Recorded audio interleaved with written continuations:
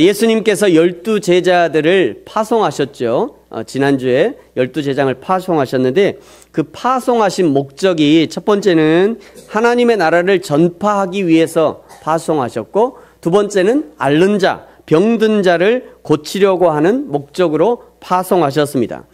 예수님께서 명령하신 대로 제자들이 가는 곳마다 하나님의 나라를 전파했고, 그리고 여러 가지 병든 자들을 예수님의 이름으로 낫게 하는 역사들이 있었습니다.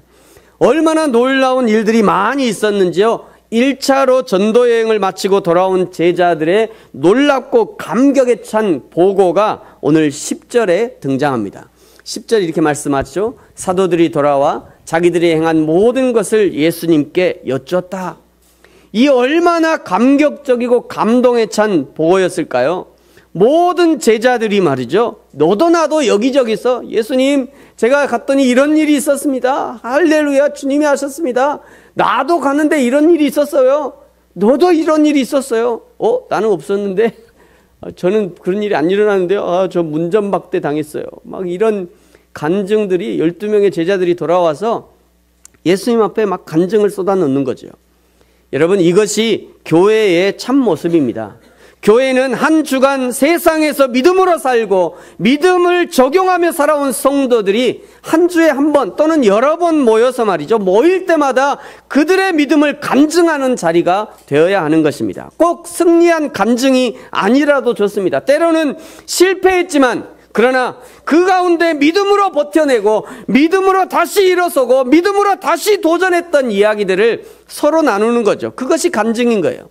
비록 실패와 좌절을 맛본 한 주간이었지만, 그러나 예수님께서 변함없이 나를 붙들고 계시고 나도 변함없이 십자가 단단히 붙들고 여전히 믿음으로 잘 버텨내고 있습니다.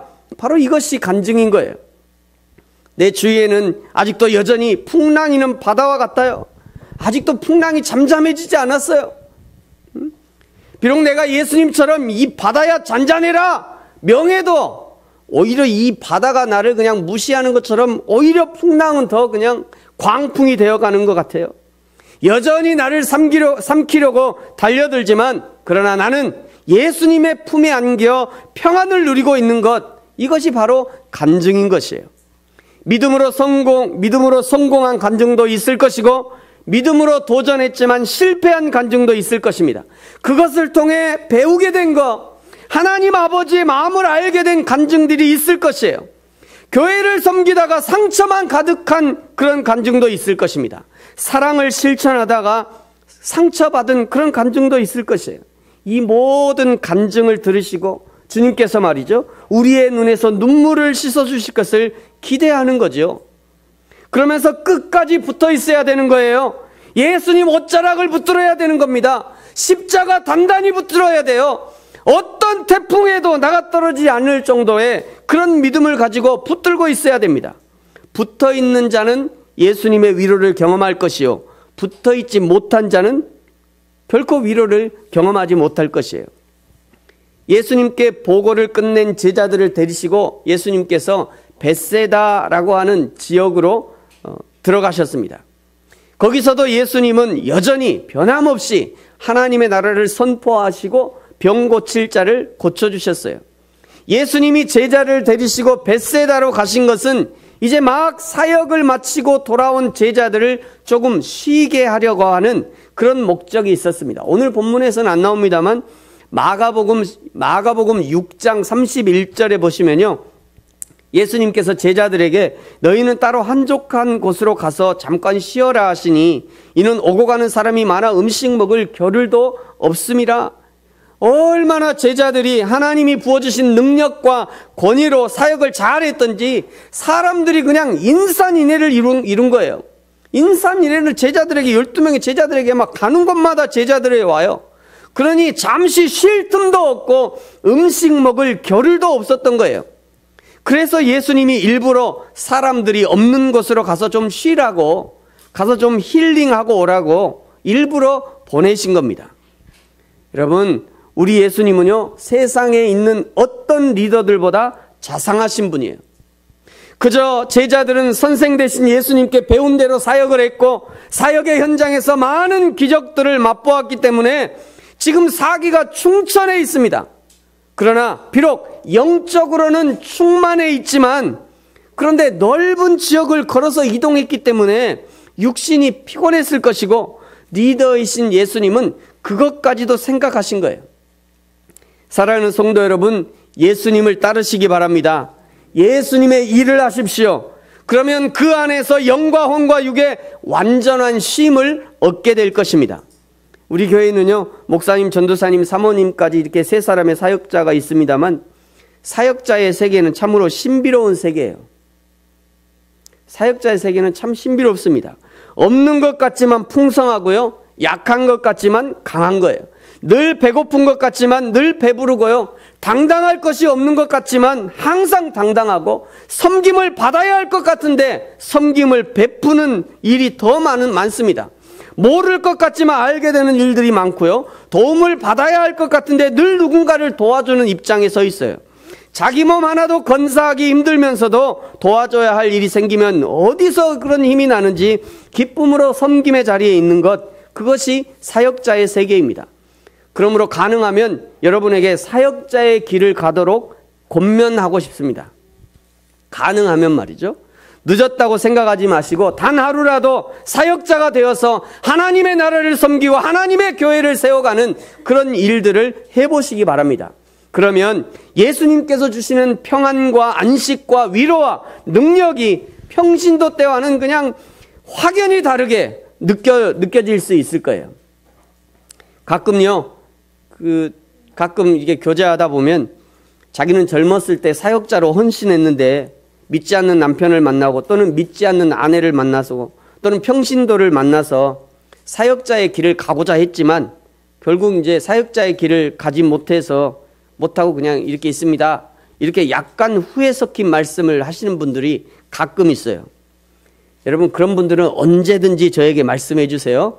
일정 요건이 갖춰지면요, 제가 우리 교회에서 뭐 신방전도사나 교육전도사나 임명해서 사역을 같이 할 수 있도록 할 용의가 있습니다. 일정 조건이 되면 말이죠. 일정 조건이 안 되면 안 되는 거죠. 기본적으로요. 자세한 사항은 혹시 관심이 있으신 분은 자세한 사항은 예배 후에 목사님과 상담하시기 바랍니다. 상담하실 분이 있으면 미리 한번 얘기해 주시면 좋을 것 같아요. 사역자의 길은요, 쉽지 않지만 그러나 참으로 영광스러운 길이 사역자의 길이에요. 벳세다 지역으로 이동했지만 그러나 거기까지도 많은 사람들이 따라왔다라고 성경이 말씀합니다. 지도를 잠깐 보면요, 왼쪽에 오른쪽에 여러분 왼쪽에 가버나움이 있죠? 가버나움 있고 그 밑에 거라사가 있고 벳세다가 이제 삼각형 지형의 저 위쪽이 벳세다예요. 가버나움에서 거라사로 건너갈 때 폭풍이 있었잖아요. 폭풍우 치는 바다를 건너서 거라사로 갔고, 거라사에서 무슨 일이 있었죠? 광인을 고쳤죠. 그래서 거라사에서 광인을 고친 후에는 또 배 타고 갔다는 그런 기록이 없는 거를 보니까 또 예수님이 배 타고 다니는 것보다 걸어 다니시는 걸 훨씬 좋아하셨어요. 예수님이 왜 걸어 다니는 걸 좋아하셨을까요? 왜 걸어 다니는 걸 좋아하셨을까요? 첫 번째는 걸어 다니면서 전도하시려고, 두 번째는 어차피 타고 갈 게 없어요. 그래서 이제 걸어가신 거죠. 그래서 거라사에서 가버나움까지 이렇게 걸어가셨을 겁니다. 그리고 가버나움에서 다시 저 위쪽에 있는 벳세다로 이렇게 옮기신 거예요. 제가 저 길이가 얼마나 되나 이렇게 재봤더니 약 40km 면 광주 우리 부르신교회에서 영암 정도까지가 40km 정도 돼요. 그러니까 그 정도 거리를 계속 걸어 다니시면서 전도하고 지금 오늘만 움직인 것만 해도 저 정도 거리가 되는 것입니다. 그리고 이제 드디어 날이 저물어서 저녁 시간이 되었습니다. 제자들은 이 무리들의 상황을 잘 알고 있어요. 갈릴리 지역에서 출발해서 벳세다까지 먼 거리를 걸어서 왔고 중간에 점심 먹을 만한 곳도 없었고 아침에 도시락을 싸왔다 해도 이제 다 떨어져서 먹을 것이 없을 것이라는 것을 짐작할 수 있었습니다. 그래서 제자들이 예수님께 아주 현실적인 건의를 드립니다. 자, 12절에 저 파란 글씨만 같이 한번 읽어볼까요? 시작. 무리를 보내어 두루 마을과 촌으로 가서 유하며 먹을 것을 얻게 하소서. 그러나 예수님의 대답은 제자들을 약간 당황스럽게 해요. 13절에 보니까 너희가 먹을 것을 주라 말씀합니다. 제자들에게 아무것도 없다는 것을 아시면서 예수님은 일부러 너희들이 먹을 것을 주라 라고 말씀하신 겁니다. 그리고 이것은 단순히 제자들을 테스트하신 것만이 아니라 실제로 제자들이 모인 무리에게 먹을 것을 주기를 원하셨던 거예요. 예수님께서 제자들이 직접 먹을 것을 공급하기 원하셨던 이유를 몇 가지 생각해 볼 수 있는데요. 첫 번째는요, 이 무리들의 배고픔을 다른 사람들이 아니라 제자들이 스스로 책임의식을 가지고 해결해 주라는 그런 의미가 있는 것입니다. 이것은 제자들이 앞으로 예수님의 사역을 이어받아야 할 사도니까 예수님께서 하나님의 백성에 대해서 전적인 책임의식을 가지셨던 것처럼 그들도, 제자들도 하나님의 백성에 대한 책임감을 가져야 한다는 것이에요. 여러분, 저와 여러분에게도 마찬가지입니다. 교회에 대한 책임은 목사에게만 있는 것이 아니라 교회를 함께 섬기는 성도들에게도 있는 것이에요. 지난 주 중에 성도들과 함께 이제 교회에 필요한 부분을 고치고 수리하고 정리하고, 여러분 한 주 만에 조금 더 달라진 것 같죠? 달라진 거 모르셨어요? 많이 달라졌죠. 계단도 좀 하얘졌잖아요. 계단도 하얘지고 막 이게 좀 달라지고 저런 것도 생기고요. 막 이게 좀 많이 달라졌어요. 이거 우리 모든 성도들이 같이 한 거죠. 어떤 사람들은 힘들어서 했고, 어떤 사람은 육체로 했고, 시간으로 했고, 어떤 사람은 마음으로 하고, 기도로 하고, 물질로 하고, 우리 모든 성도들이 같이 한 겁니다.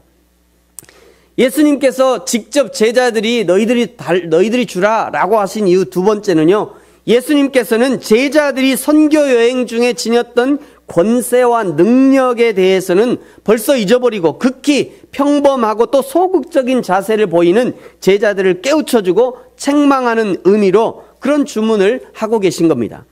지난주 9장 1절에서 예수님이 제자들을 부르실 때 이미 성령의 능력과 권위를 주셨는데, 그 능력과 권위는 사역의 현장에서만 사용하는 것이 아니라 우리의 모든 삶의 현장에서 사용하는 것입니다.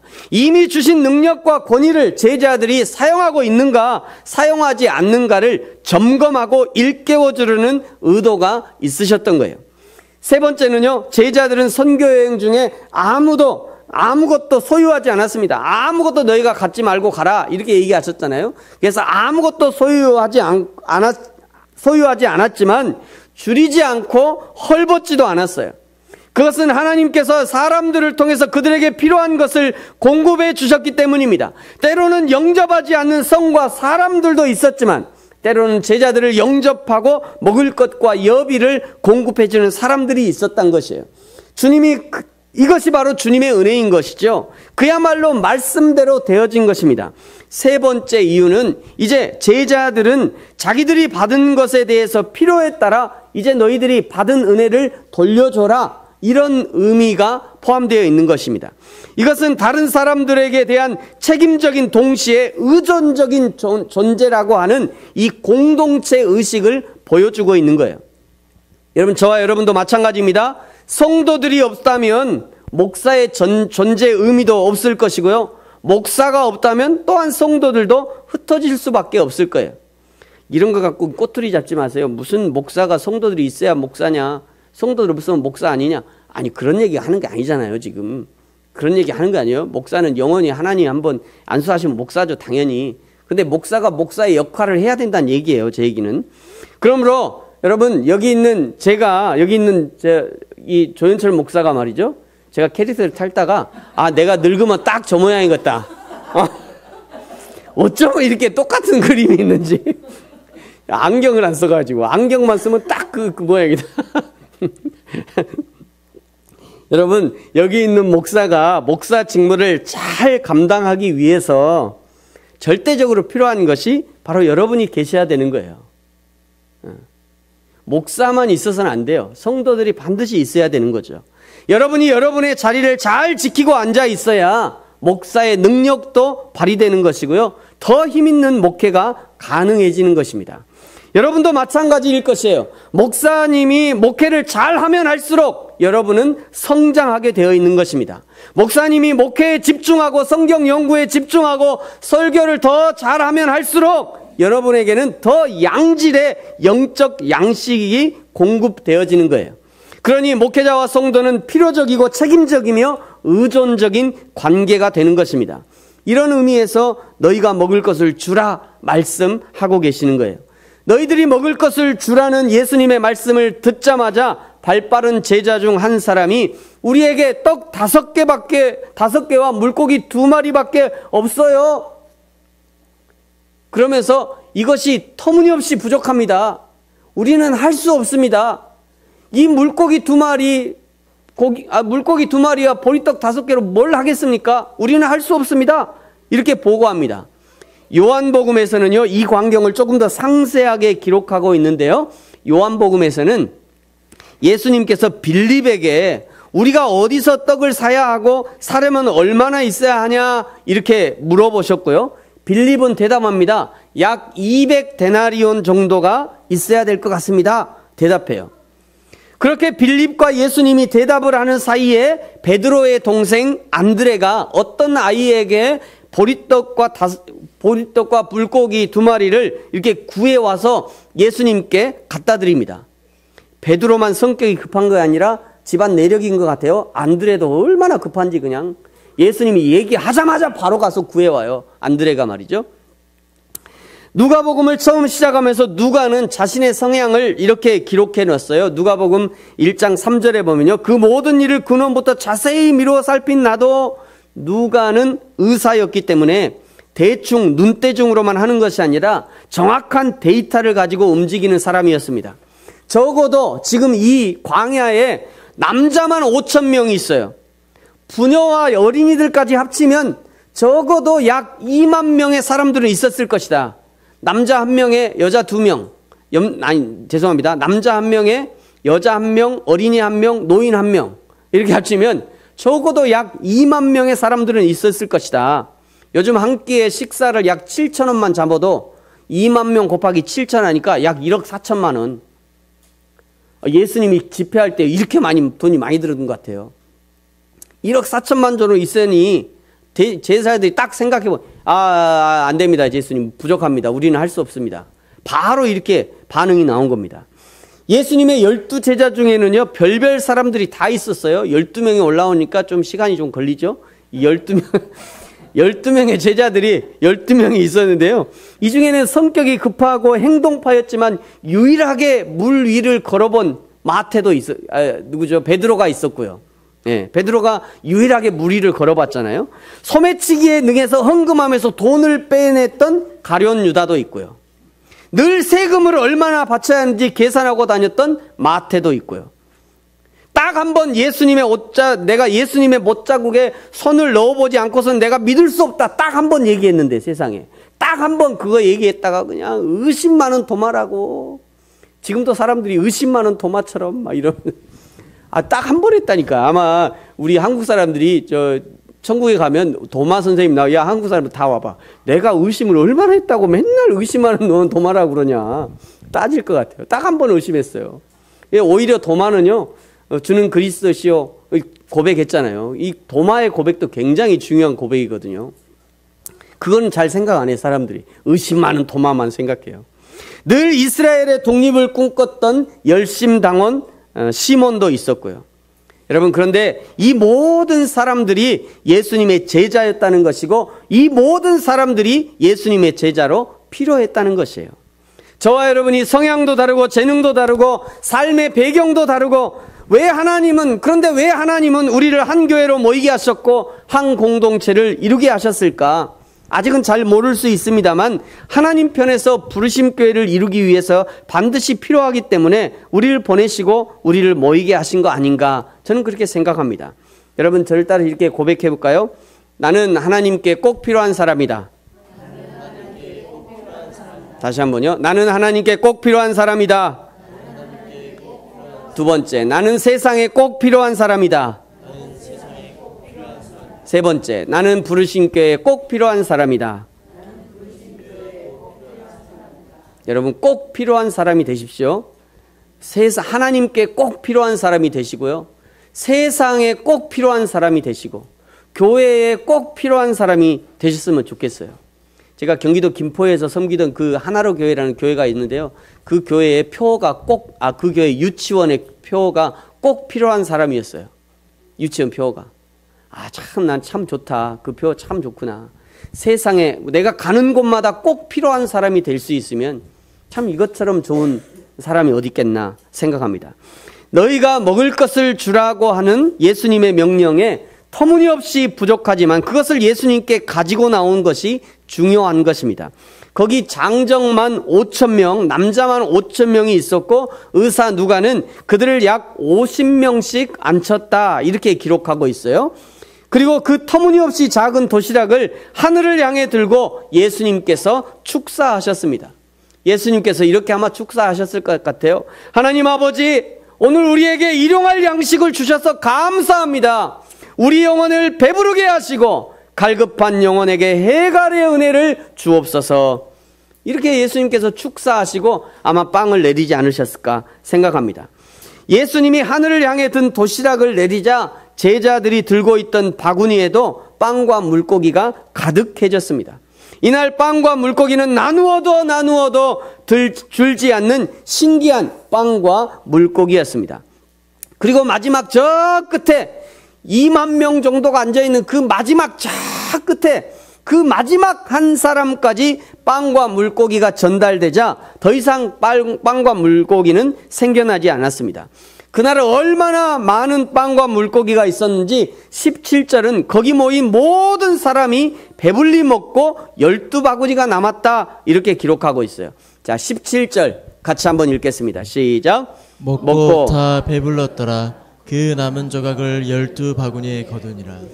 여러분, 만약 단 한 사람이라도 배부르지 않았다면 절대로 빵과 물고기가 남아있지 않을 거예요. 제가 가끔 이 우스갯소리로 합니다만 만약에 한 사람이라도 배불렀으면 그 바구니도 다 뜯어먹었을 거예요. 배고프니까요. 한 사람이라도 배고픈 사람이 있었다면 그 바구니도 그냥 아마 그랬을 겁니다. 우리 하나님이 베풀어 주시는 은혜는 항상 차고도 넘치는 은혜입니다. 결코 부족하거나 모자람이 없어요. 그저 사람의 욕심이 더 갖고 싶고 이미 충분하지만 한 입 더 먹고 싶어서 부족함을 느끼는 것이지 결코 우리 하나님은 부족하게 주지 않으십니다.